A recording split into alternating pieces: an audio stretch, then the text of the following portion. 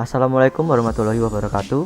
Perkenalkan, kami dari kelompok 13 yang beranggotakan saya, Ayu Pangestu Arwibowo dengan NIM 20821026. Lalu ada Ariska Indah Dwi Nugraini dengan NIM 20821051 dan Galwi Mayora dengan NIM 20821076. Di sini kami akan membahas tentang tokoh idola yakni Pak Nadiem Makarim dan ide bisnis untuk kelompok 13.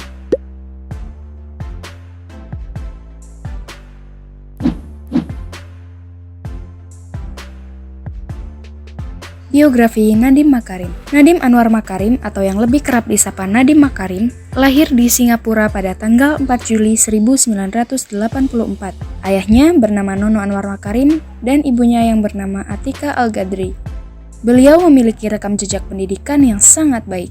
Beliau bersekolah di SD dan SMP Al-Izhar Pondok Labu Jakarta, kemudian menjalani SMA-nya di United World College of Southeast Asia di Singapura. Setelah itu, beliau menempuh pendidikan S1 di salah satu perguruan tinggi bergengsi, yaitu International Relations di Brown University, Amerika Serikat. Setelah menyelesaikan studi S1-nya, beliau memilih untuk mulai bekerja di McKinsey & Company. Setelah 3 tahun bekerja, beliau memutuskan untuk melanjutkan studi S2-nya di Universitas Harvard hingga lulus dengan gelar MBA.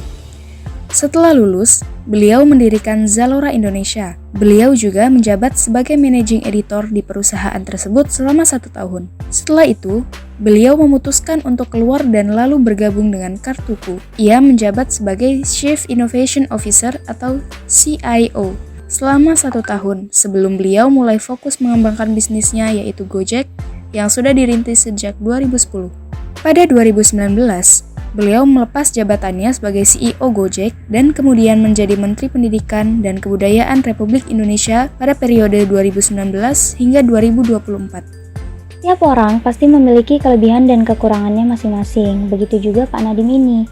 Beliau memiliki sangat banyak kelebihan, beliau berpikir secara kritis, dapat mengambil peluang dari hal yang simpel, serta ulet dan sabar dalam mengembangkan bisnisnya.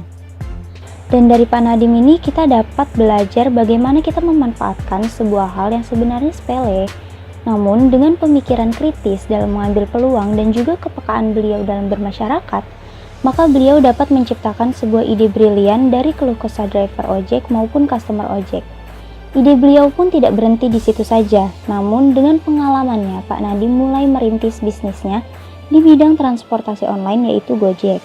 Nah, dalam bagian ini, permasalahan yang ingin diselesaikan oleh kelompok 13 ini adalah banyaknya anak muda yang berkeinginan untuk menuangkan imajinasi mereka ke sebuah produk custom merch namun tidak mempunyai skill mendesain. Dan juga dalam bisnis jasa pembuatan logo ini, kami melihat adanya permasalahan pada startup dan UMKM baru yang bingung dalam membuat logo. Dari berbagai masalah tersebut, maka kami memiliki sebuah ide untuk membuat jasa desain custom merch serta desain logo yang akan menyelesaikan masalah mereka. Target customer. Untuk sasaran customer, kami lebih memfokuskan ke customer dengan rentang usia antara 12 hingga 50 tahun. Untuk tarifnya, kami mematok harga antara 100.000 hingga 5 juta rupiah, memungkinkan untuk harga yang lebih murah maupun lebih mahal. Kami juga mengharapkan customer datang dari berbagai daerah, karena juga memungkinkan untuk mengirim barang ke berbagai daerah. Distribusi dilakukan langsung dari produsen ke konsumen.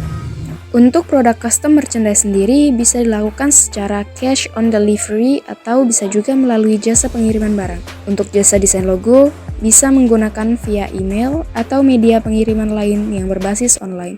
Metode iklan yang kami gunakan adalah periklanan ponsel atau mobile advertising, dan juga melakukan promosi di platform media sosial seperti Instagram, Facebook, maupun Microstock.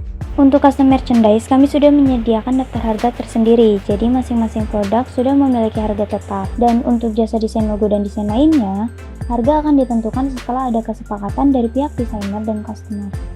Tingkat kerumitan, waktu pembuatan, dan banyaknya revisi yang dapat diajukan oleh customer dapat mempengaruhi harga dari desain tersebut.